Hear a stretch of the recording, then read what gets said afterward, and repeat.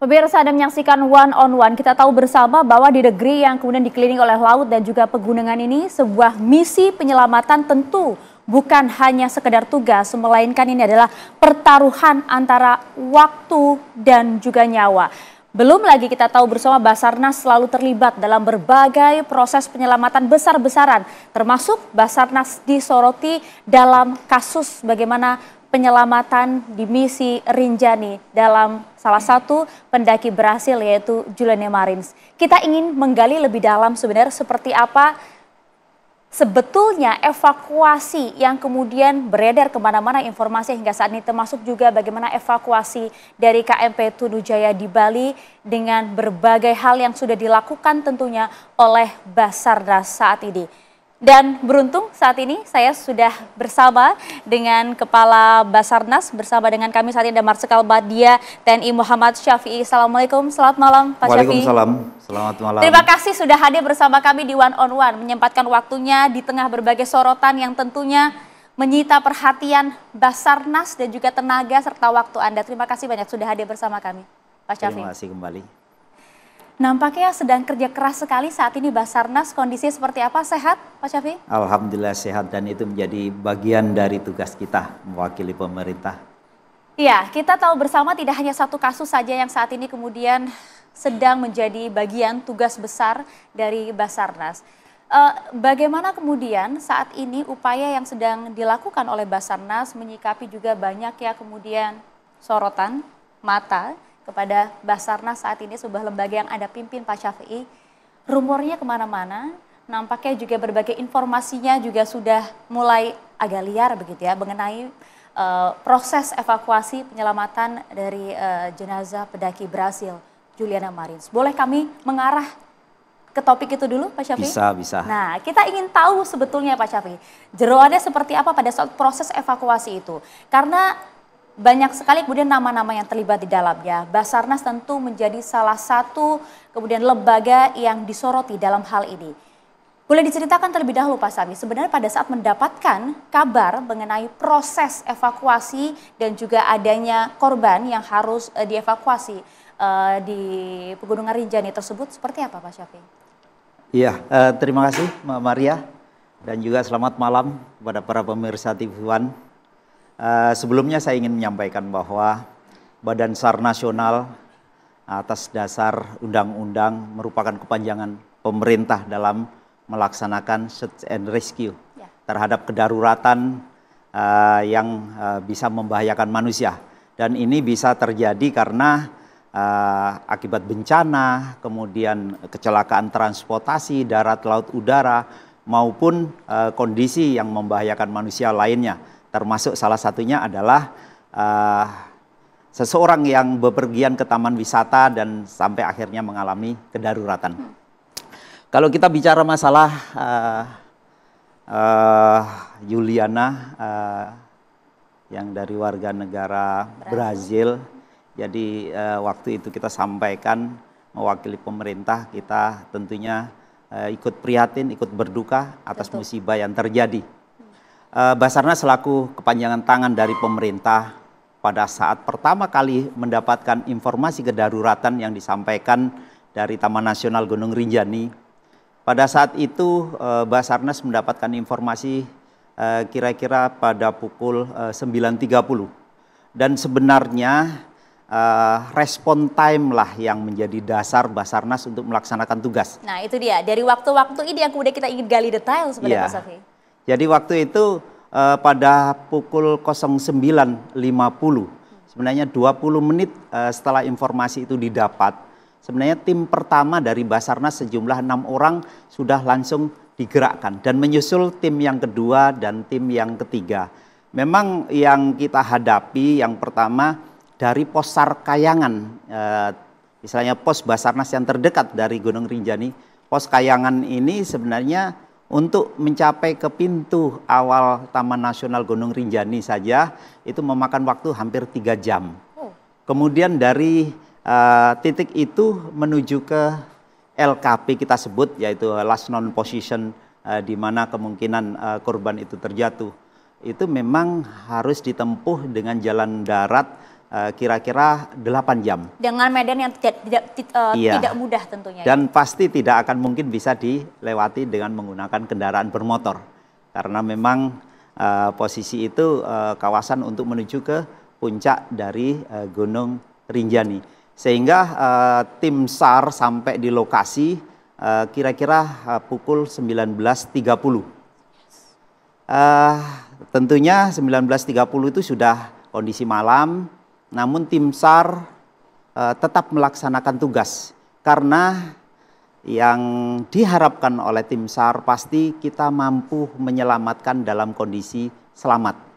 Informasi awal yang disampaikan bahwa korban diperkirakan jatuh di kedalaman 150 meter dan itu langsung kita lakukan observasi. Kita menurunkan tali dengan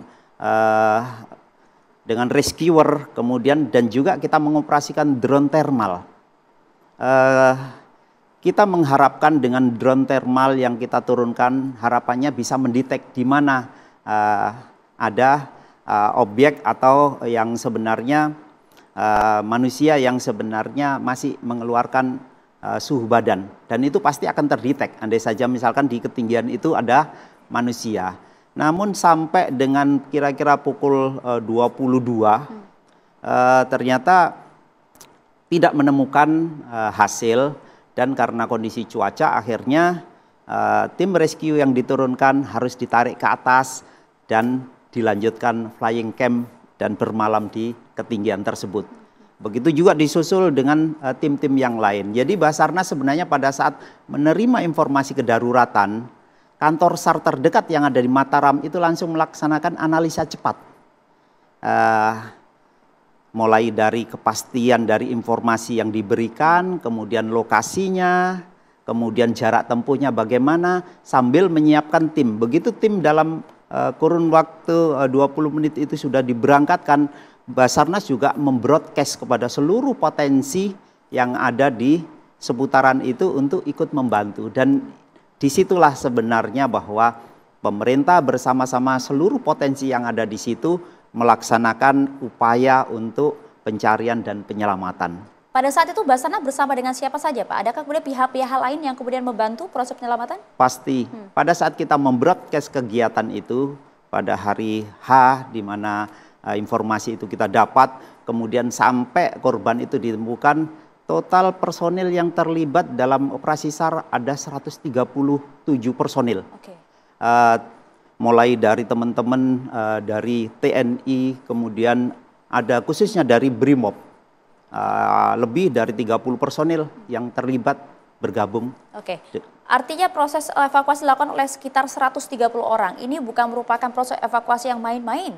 Ini proses evakuasi yang serius banget, tadi Anda sudah sampaikan dilakukan dengan sangat sigap dan juga cepat.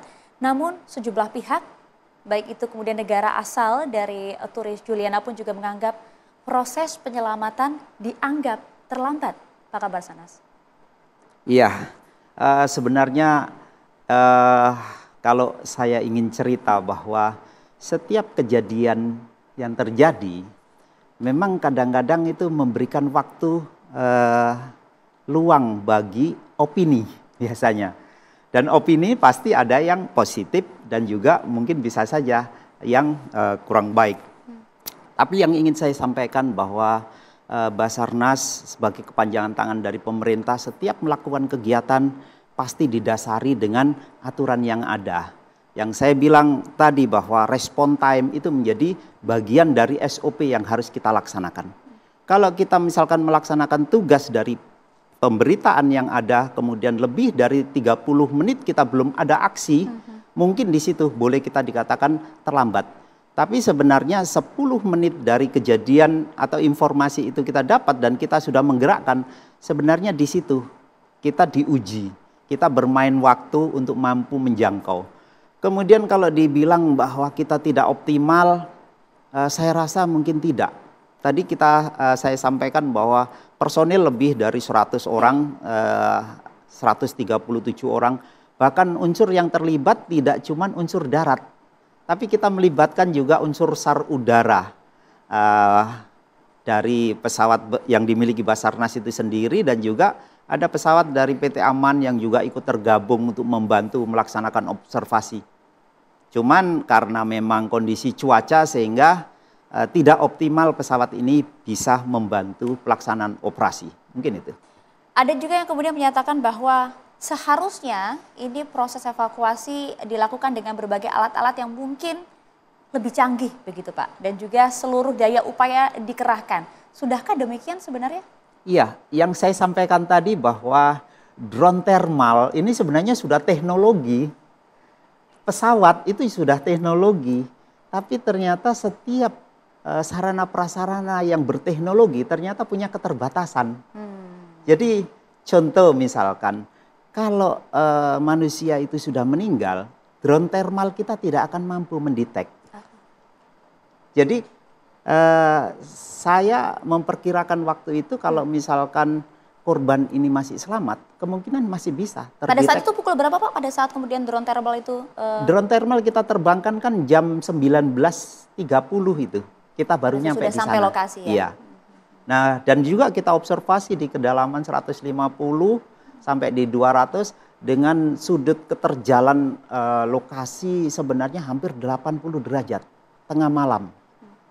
Di ketinggian yang sebenarnya kalau misalkan di 3.000 meter itu kalau dalam dunia penerbangan kalau dibuat feet itu sudah di atas 9.000 feet dan sebenarnya di ketinggian itu sudah terbatas kondisi oksigen sehingga di situ kita bisa membayangkan bagaimana kondisi rescue untuk melaksanakan itu dia, operasi. kami juga ingin membayangkan secara detail Pak, sebenarnya kendala yang dialami baik itu medan, kemudian tadi Anda sampaikan baik itu suhu, tekanan oksigen, dan lain-lain.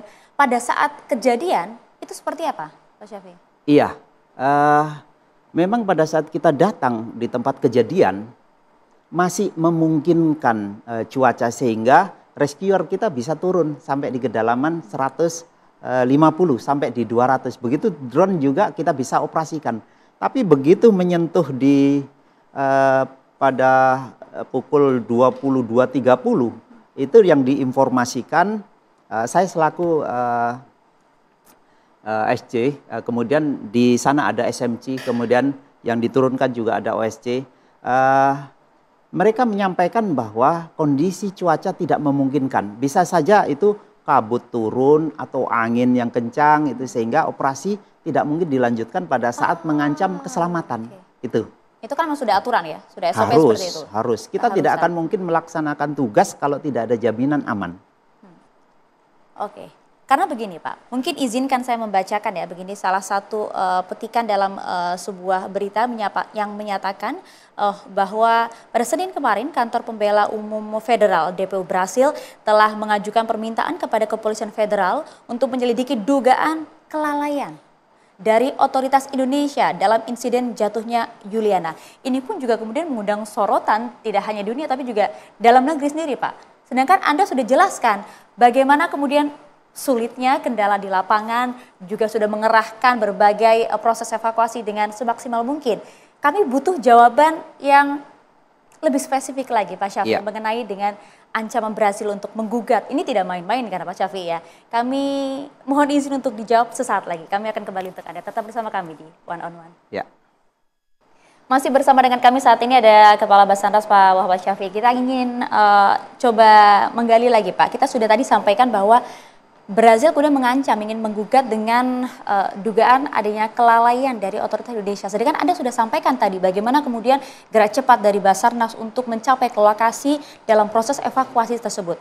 Sebenarnya menurut Anda celahnya di mana sih Pak kemudian timbul kata kelalaian dalam hal ini? Saya rasa kita atau saya dari Badan SAR Nasional sebenarnya kita bertugas atas dasar undang-undang. Dari undang-undang itu diturunkan dengan PP dan juga ada peraturan-peraturan badan yang diturunkan dalam prosedur pelaksanaan operasi. Jadi kalau dibilang kita misalkan tidak profesional, saya ingin sampaikan bahwa Badan SAR Nasional ini mendapatkan sertifikat internasional dalam organisasi SAR internasional yaitu INSARAG. Jadi kita melaksanakan tugas tentunya anak-anak yang di lapangan juga pelaksanaan tugas sesuai dengan SOP. Jadi kalau saya pribadi, kita tetap akan melaksanakan tugas. Kalaupun ada pertanyaan-pertanyaan dari itu, kita pasti akan menyampaikan sesuai dengan porsi kita. Jadi saya rasa tidak ada masalah. Sama seperti tadi bahwa ada ruang bagi publik untuk yang mungkin berpikir positif atau mungkin sangat kritis sehingga mempertanyakan hal-hal yang sebenarnya ya tidak ada masalah. Ya itu kan banyak juga kalau ngomongin soal netizen, banyak juga yang ramai kan. Ya. Kenapa sih nggak pakai helikopter pada saat itu? Nah, ada pertanyaan itu juga kan. Terus kemudian pada saat waktu-waktu darurat itu apa yang sedang kemudian dilakukan? Kalau tadi kan Anda sudah sampaikan memang jaraknya cukup jauh dengan medan yang cukup berat begitu ya. Tapi soal helikopter ini seperti apa sebenarnya, Mas Syafi'i? Ada 3 helikopter yang kita operasikan sebenarnya. Tapi yang saya bilang bahwa setiap teknologi ternyata ada keterbatasan. Salah satu keterbatasan pesawat udara adalah pasti cuaca. Tugas kita kan melaksanakan pencarian dan juga pertolongan. Gimana kita bisa mencari kalau misalkan jarak pandang antara pesawat dengan korban tertutup awan, tertutup hujan. Kan tidak akan mungkin kita laksanakan. Kecuali kalau misalkan posisi korban di tempat terbuka dengan cuaca yang memungkinkan, pasti pesawat itu akan bisa kita hadirkan untuk evakuasi. Andai saja nggak bisa pesawat itu mendarat, pasti juga kita lakukan dengan cara yang lain, dengan hoist, mungkin dengan petugas kita replingkan. Jadi berbagai macam alternatif waktu itu kita sudah siapkan. Sampai pada hari H, pada saat korban sudah ditemukan, kita merencanakan bahwa yang pertama kali kita gerakkan adalah helikopter. Karena korban sudah pasti ditemukan. Titiknya sudah ada pada saat dengan drone dari pendaki Malaysia itu ya? Ya, jadi pada saat kita sudah menentukan titik itu sebagai datum, kalau dalam operasi SAR, pesawat sudah merencanakan kegiatan. Ternyata dari pagi, pada saat hari kelima, pada saat kita evakuasi ini, ternyata cuaca nggak memungkinkan. Bahkan jam 10 itu sudah hujan. Jadi pagi itu tempat korban itu tertutup kabut sehingga tidak memungkinkan pesawat untuk bisa turun. Yang kalau bisa dibayangkan bahwa itu kan posisi ada di tebing perjalanan menuju puncak Gunung Rinjani dan dari tebing itu kedalaman ke bawah itu sebenarnya ada di 600 meter.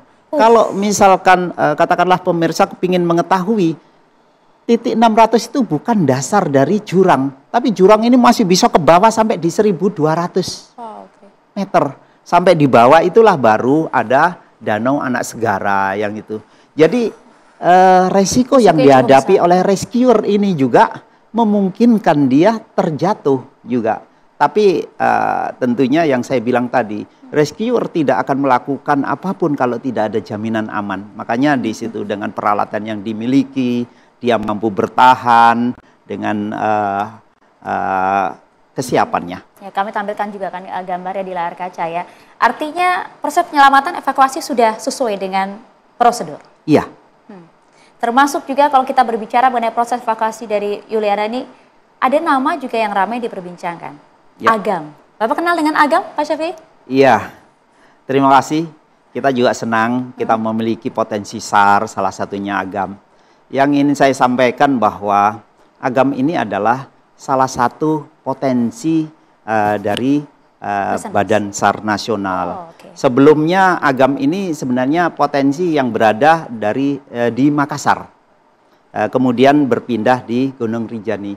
Kemudian pada saat kejadian mungkin saya sedikit menyampaikan bahwa pada saat kejadian kemudian kita melaksanakan operasi pas di hari ketiga. Pada saat di hari ketiga inilah saudara Agam dengan Tio datang ke kantor SAR Mataram.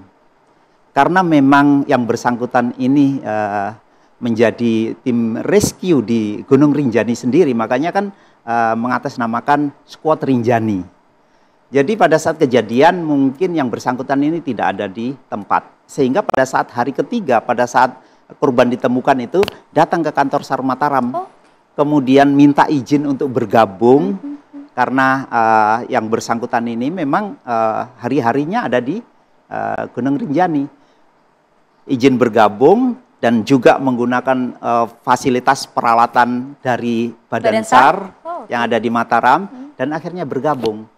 Sehingga pada saat proses evakuasi terjadi, yang saya bilang tadi, aslinya tim SAR ini cukup banyak, ada 137 personil. Dan pada saat diturunkan ini, ada 7 orang yang secara khusus diturunkan. Jadi tadi saya bilang bahwa dalam organisasi SAR itu ada SMC, kemudian juga ada OSC. Dan OSC ini atas nama Hafid dari kantor SAR Mataram. Dialah yang kita turunkan paling dulu sampai akhirnya menjangkau ke tempat korban.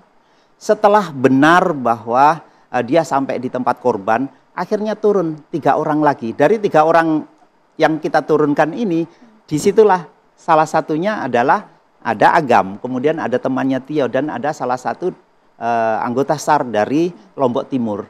Sehingga mereka berempat inilah yang sebenarnya ada di titik di mana bersama-sama dengan korban selama semalaman itu. Ada 4 orang itu ya? Iya, dan ada juga yang tinggal di kedalaman 400 meter. Ini ada 3 orang anggota SAR, yang lainnya ada di atas. Jadi mereka ini selama semalam melaksanakan flying camp ada di titik-titik itu. Dan pada saat evakuasi karena tidak memungkinkan pakai helikopter, akhirnya kan menggunakan lifting, menggunakan tali. Jadi pada saat proses pengangkatan ini, yang menjadi SOC yang tadi anggota Basarnas, dia yang paling terakhir untuk meninggalkan tempat. Jadi semuanya, ya. Jadi prosesnya bahwa evakuasi di kedalaman 600 meter ini diawali dari yang tadinya 4 orang, ini 2 orang naik dulu di ketinggian 400. Dia bergabung dengan yang 3 orang ini untuk narik. Nah, si Agam memang nempel dengan korban yang di bawah, yang OSC tadi, yang saudara Hafid ini. Mereka PNS yang bertugas di kantor SAR di Mataram.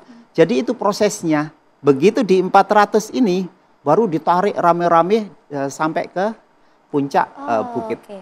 Jadi ini adalah tim. Tidak mungkin yang namanya operasi SAR seperti itu bisa dilaksanakan seorang Agam pribadi. Mungkin itu.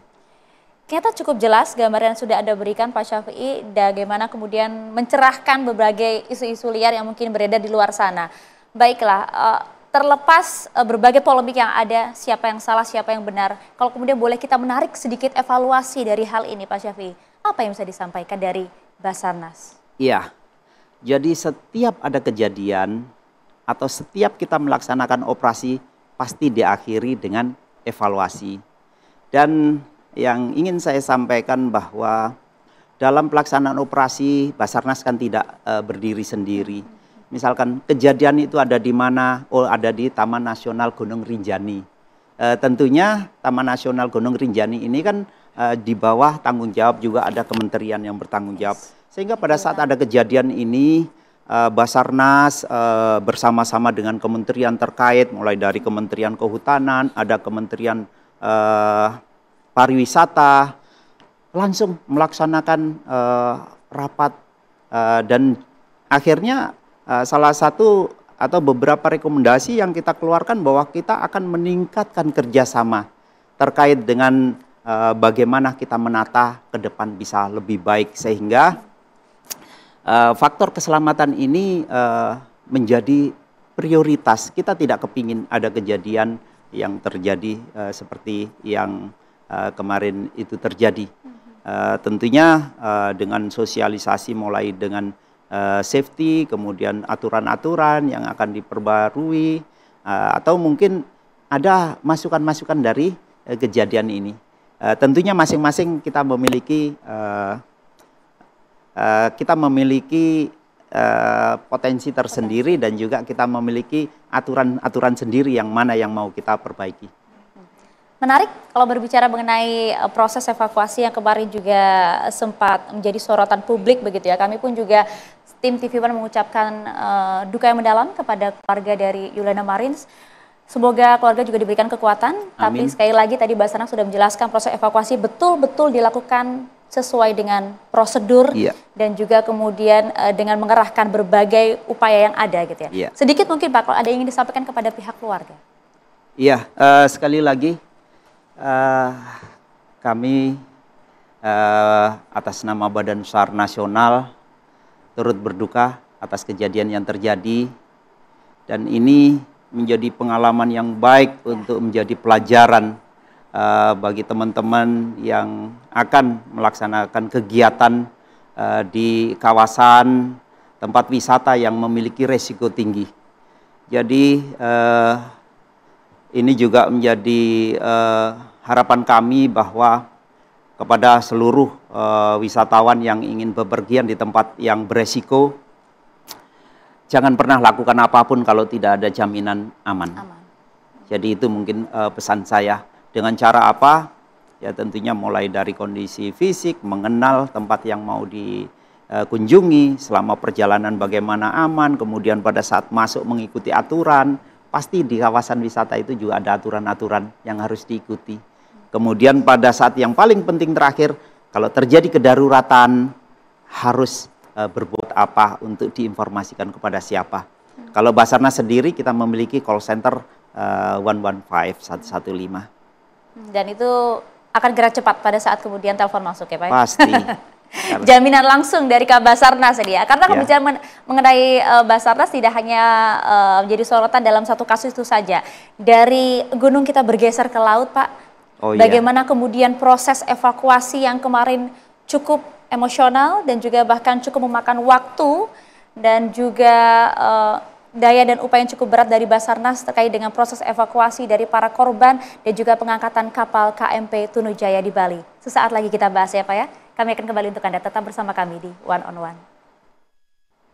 Ya, itu yang kemarin juga sempat ramai bagaimana kemudian pembahasan di DPR terkait dengan proses evakuasi KMP Tunujaya di Bali. Anda bisa ceritakan kepada kami, Pak Basarnas, bagaimana sebenarnya proses pencarian para korban dan juga pengangkatan kapal. Update saat ini seperti apa Pak? Iya, hari ini kita sudah memasuki hari ke-10 operasi SAR yang dilaksanakan terhadap kecelakaan KMP Tunu Pratama Jaya.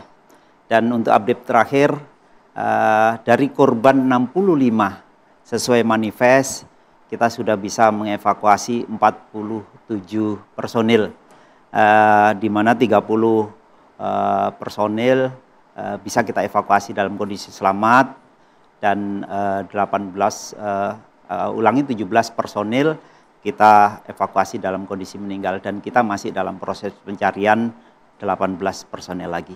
Oke, artinya saat ini masih terus dilakukan proses pencariannya? Terus. Fokus utama berada di mana?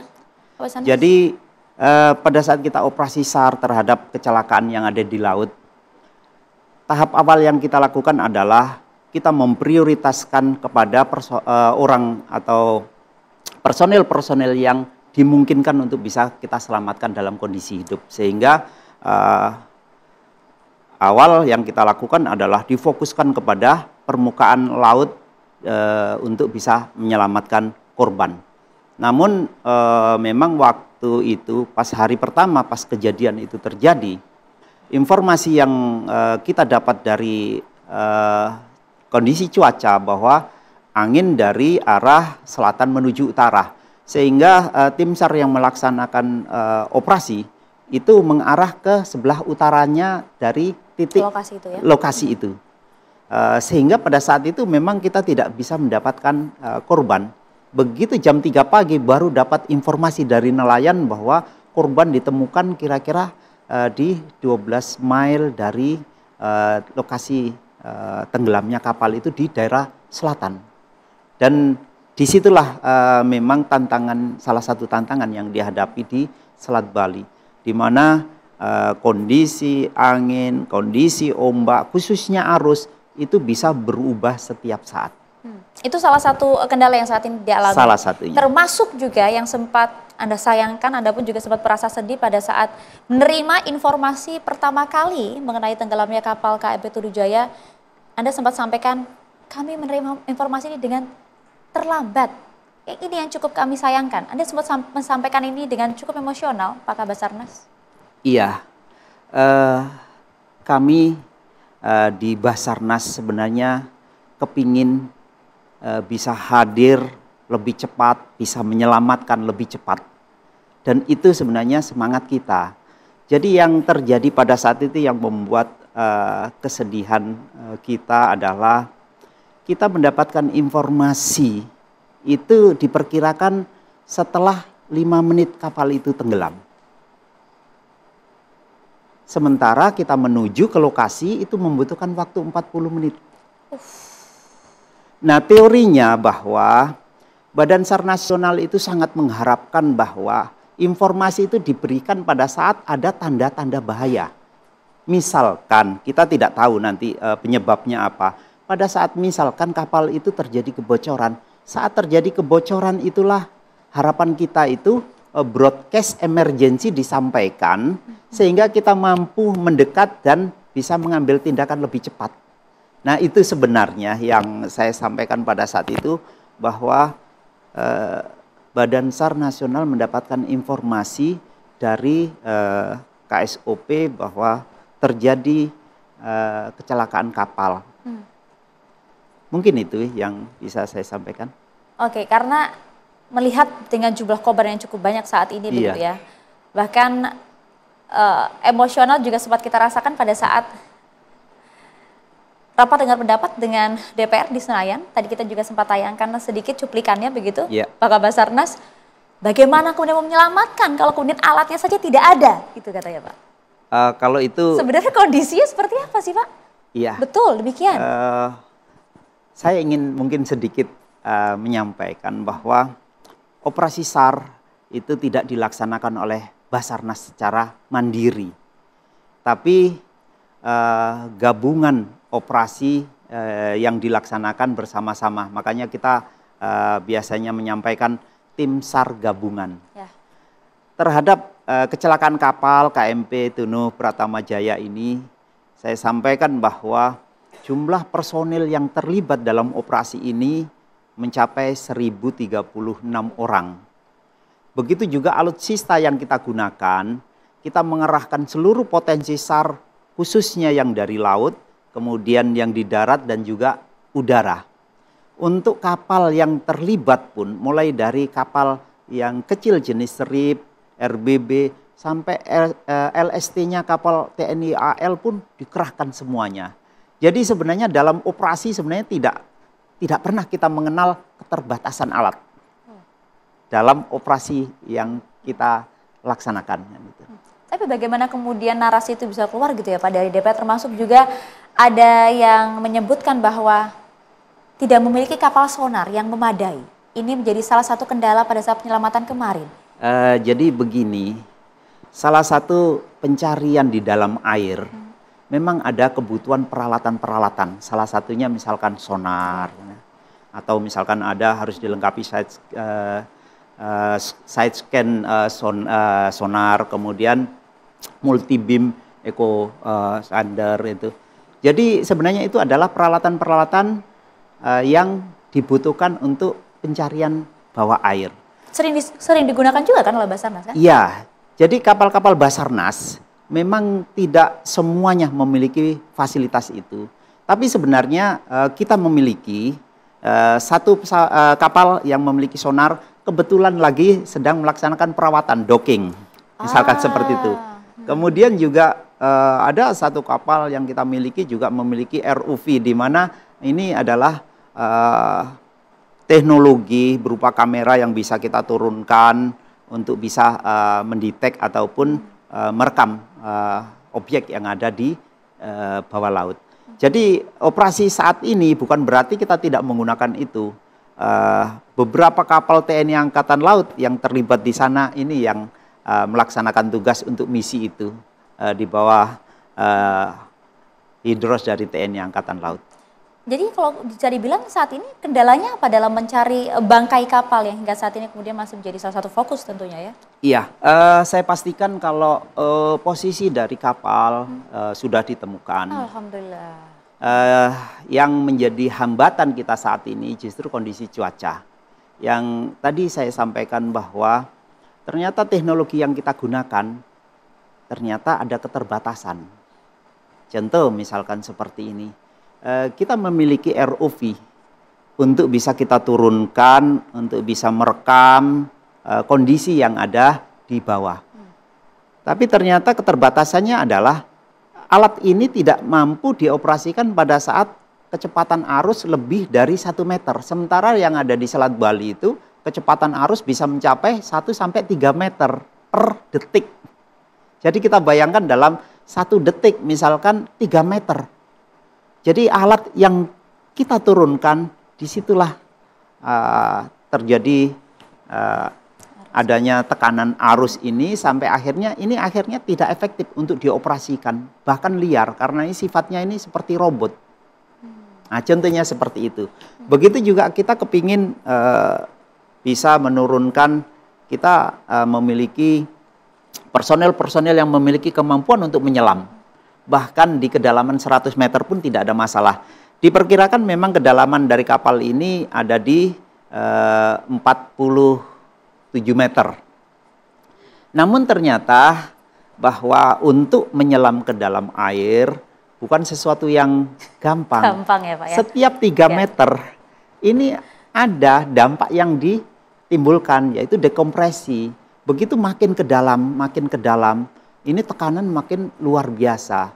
Dan juga andai saja penyelam ini kita turunkan, bayangkan dalam 1 detik dia keseret arus misalkan 3 meter, apa mungkin itu kita turunkan untuk bisa menjangkau di dalam kapal itu. Jadi kita ini lagi berpacu dengan kapan kondisi cuaca membaik, arus bisa tenang di bawah 1 meter, dan pada saat itulah alat dan juga personil akan kita turunkan. Oke, artinya ini keterbatasan alat terbantahkan? Terbantahkan. Termasuk juga yang sempat disampaikan oleh DPR bahwa anggarannya kecil ini soalnya. Benarkah demikian? Boleh tidak sih Pak kita belak-belakan di one on one untuk membahas sebenarnya seperti apa sih anggaran dari Badan SAR Nasional ini? Karena kita tahu betul Indonesia merupakan salah satu negara dengan potensi resiko yang cukup tinggi di dunia. Dijawabnya boleh nanti, kita tahan dulu, sesaat lagi kami akan hadir untuk Anda. Ya, kita ingat betul kemarin pada saat dengar pendapat dengan DPR, Basarnas menyampaikan bagaimana kendala, kemudian hambatan ya dalam proses pencarian. Termasuk juga sempat dibahas soal keterbatasan alat. Tadi Anda sudah jawab dengan cukup lugas bagaimana kemudian sebenarnya kami bertarung bersama dengan cuaca pada saat proses pencarian. Tapi yang kemudian juga cukup menarik, bahkan digoreng begitu ya Pak ya, oleh netizen gitu ya, mengenai anggaran dari Basarnas, salah satu badan yang kemudian kita tahu betul pentingnya di Indonesia, karena kita tahu Indonesia merupakan salah satu negara dengan potensi bahaya yang cukup tinggi di Indonesia. Anggaran, Pak Syafi'i, anggaran yang terbilang cukup kecil, bahkan DPR mendorong anggaran lebih tinggi diperbesar untuk Basarnas. Betulkah demikian? Kesulitan bahkan untuk ibaratnya untuk urusan internal, operasional, gaji karyawan. Anda sampaikan seperti itu. Ada yang bilang curhat katanya Pak Syafi'i. Ya, mungkin saya ingin sampaikan bahwa yang pertama rapat dengar pendapat dengan DPR RI ini kan sebenarnya atas dasar undangan, dan undangan itu sendiri memang kita diminta untuk menyampaikan tentang anggaran kan gitu. Sehingga kita sampaikan. Tapi yang ingin saya sampaikan bahwa kebutuhan terkait dengan misalkan tahun 2026 ini kan sedang berproses. Sehingga apa yang kita sampaikan sebenarnya rencana kebutuhan anggaran kan begitu. Kemudian juga kalau saya lihat bahwa, atau saya ingin sampaikan bahwa keberadaan Basarnas ini kan sebenarnya kepanjangan tangan dari pemerintah. Ya. Dan saya selaku Kepala Badan SAR Nasional sebenarnya merasa tidak ada masalah dengan apapun yang akan kita hadapi nanti. Yang saya bilang tadi bahwa Badan SAR Nasional selama ini pada saat melaksanakan operasi memang dibantu oleh berbagai macam potensi yang ada di Indonesia.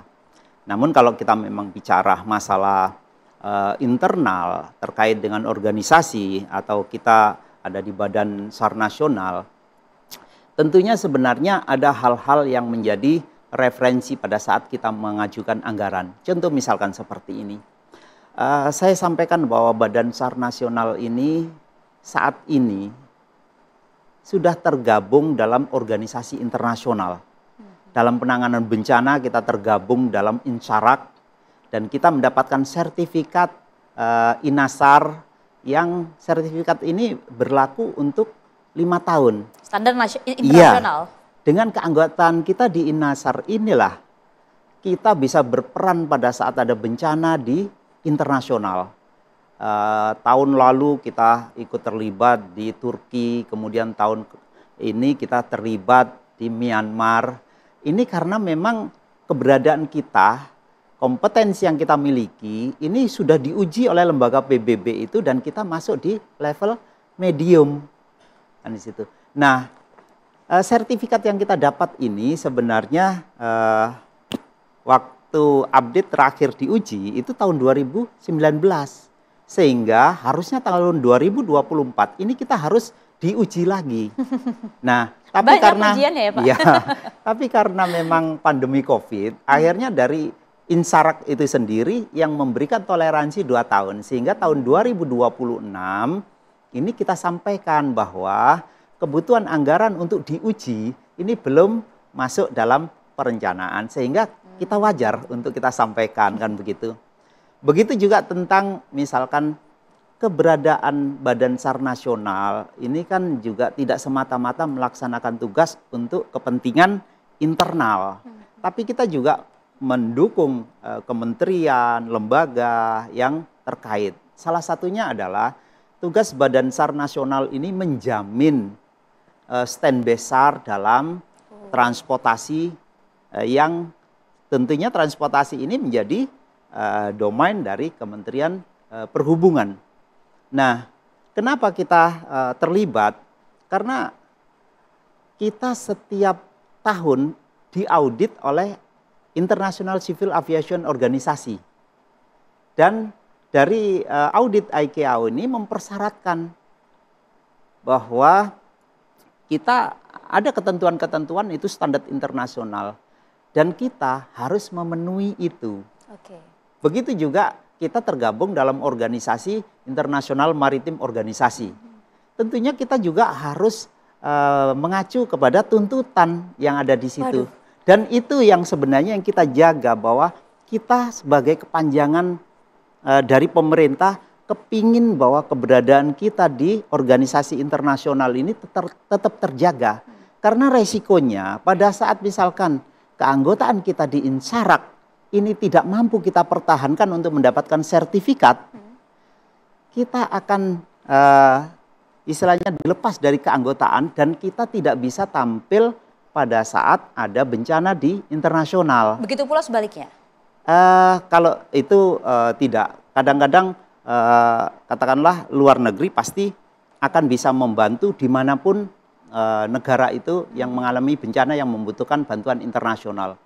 Nah, kita bisa melaksanakan tugas ke luar negeri itu kalau hanya untuk mengevakuasi warga negara Indonesia itu sendiri. Jadi itu karena memang dipersyaratkan seperti itu. Jadi apa yang kita lakukan ini untuk mempertahankan. Tugasnya banyak ya Pak ternyata, artinya operasionalnya gede juga dong di Basarnas Pak. Kalau terkait dengan kebutuhan tentunya kita pasti akan secara berjenjang sudah kita sampaikan dan harapannya ini juga memang mendapatkan perhatian. Tapi yang ingin saya sampaikan tadi, pada saat operasi dilaksanakan, saat ini memang tidak pernah istilahnya kita tidak tergabung dengan potensi yang lain. Tapi yang kita ajukan tadi sebenarnya kita ingin memenuhi kriteria-kriteria atau tuntutan-tuntutan yang di organisasi internasional kepada Basarnas itu ya. Oke, artinya jika kemudian DPR mendorong ada kenaikan anggaran? Iya, mungkin salah satunya pasti itu mungkin. Termasuk juga begini Pak, ini yang kemudian harus kami tanyakan kepada Pak Syafi'i, mumpung kemudian hadir bersama kami di One on One. Kita tahu betul saat ini cuaca ekstrim, hujan yang cukup lebat dengan intensitas cukup tinggi di sejumlah daerah. Kita tahu betul kemarin salah satunya Jabodetabek yang dikepung banjir dengan kondisi yang saat ini mungkin juga belum begitu membaik. Masih banyak warga yang kemudian masih berada di posko-posko pengungsian. Seperti apa persiapan dari Basarnas untuk mengantisipasi cuaca ekstrim yang bahkan BMKG sampaikan kami masih harus tetap waspada hingga saat ini? Iya, terkait dengan informasi yang disampaikan oleh BMKG, kita memiliki hubungan kerjasama yang erat, bahkan broadcast setiap saat yang dilakukan oleh BMKG itu disampaikan kepada kita. Dan kita pasti akan sebar sehingga itu menjadi alert dari kantor SAR di masing-masing wilayah. Terkait dengan bencana salah satunya adalah banjir. Sebenarnya banjir ini menjadi domainnya BNPB kalau itu di level nasional, tapi kalau sebenarnya di sektor-sektor itu menjadi BPBD. Nah, pada saat kondisi ini terjadi banjir yang sifatnya masih normal, Basarnas tergabung dalam koordinator BNPB. Tapi kalau misalkan ada kedaruratan yang membahayakan manusia, disitulah tugasnya Basarnas. Karena memang Basarnas itu tugas pokoknya penanganan kedaruratan yang membahayakan manusia. Jadi di situ sehingga pada saat kita mengantisipasi adanya bencana, baik itu di daerah atau misalkan di Gunung Leutobi ini juga sebenarnya kita tergabung menjadi satu dengan BNPB untuk saling bersinergi. Bersinergi dan juga tetap waspada dengan berbagai hal yang terjadi ya Pak ya. Itu. Luar biasa. Termasuk juga kami harus mengakomodir juga nih Pak pertanyaan dari netizen yang juga terus mempertanyakan sebenarnya bagaimana, kalau kita boleh jumping sedikit ke topik awal kami begitu ya Pak ya. Bagaimana sebenarnya kesimpulan yang mungkin bisa Bapak simpulkan terkait dengan proses evakuasi dari Juliana Marins? Karena hingga saat ini kita masih belum mengetahui betul bagaimana kemudian kelanjutan dari klaim gitu ya dari pihak Brazil yang kemudian akan memberikan ancaman menggugat hal ini, dan juga kemudian Anda sudah jelaskan dengan berbagai hal yang tadi Anda sudah sampaikan. Singkat saja Pak, artinya kemudian apa yang bisa Anda sampaikan terkait dengan proses evakuasi Juliana Marins ini dengan berbagai polemik yang ada saat ini? Terakhir. Saya ingin sampaikan bahwa dasar kita melaksanakan tugas adalah amanah undang-undang yang diturunkan menjadi PP, dan kita juga mengeluarkan peraturan-peraturan yang dikeluarkan oleh badan, dan itu bahwa tugas pokok Basarnas ini diawali dari kita menerima informasi kedaruratan, kemudian dibentuk atau dibukalah operasi SMC, kemudian kita berakhir pada saat korban ini kita serah terimakan. Jadi saya sampaikan bahwa terkait dengan saudara Juliana, warga negara Brasil yang kita evakuasi dalam kondisi meninggal dunia, akhir dari operasi pada saat korban kita serahkan ke rumah sakit Bayangkara yang ada di Mataram. Sehingga proses berikutnya sebenarnya sudah bukan lagi kewenangan dari Badan SAR Nasional. Mungkin itu yang bisa saya sampaikan. Tugas sudah selesai dan sudah sesuai prosedur. Dan itu menjadi bahan evaluasi untuk operasi-operasi ke depan.